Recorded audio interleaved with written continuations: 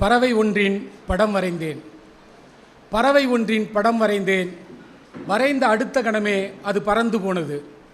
மீண்டும் ஒரு பறவையின் படம் வரைந்தேன். அதுவும் வரைந்த அடுத்த கணமே பறந்து போனது. இப்போது ஒரு மரத்தின் படத்தை வரைந்தேன். இப்போது ஒரு மரத்தின் படத்தை வரைந்தேன்.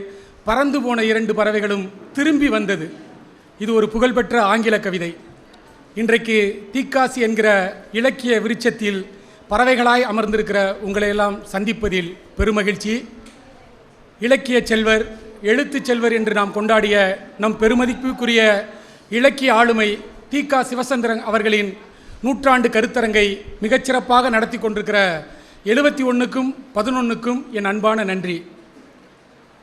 கொஞ்சம் குழம்பிருப்பீங்கன்னு நினைக்கிறேன். என்னடா அவர் எண்களால் பேசுகிறார் என. நான் 71 என்று சொன்னது 1954ஆம் ஆண்டில் தொடங்கப்பட்டு இன்றளவும் தன்னெழுச்சியோடு ஒரு இலக்கிய அமைப்பாக நடந்து கொண்டிருக்கிற சாகித்ய அகாடமியை.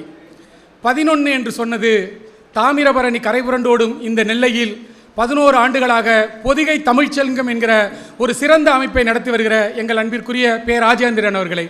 அப்படி 71ம் 11மாக இணைந்து நடத்துகிற இந்த சிறப்புமிக்க கருத்தரங்கில், அதுவும் குறிப்பாக தீக்காசி படித்த பெருமைமிகு இந்த பள்ளியில் ஒரு மாணவனாக உங்கள் முன்னே நிற்பதில் நான் பெருமை கொள்கிறேன்.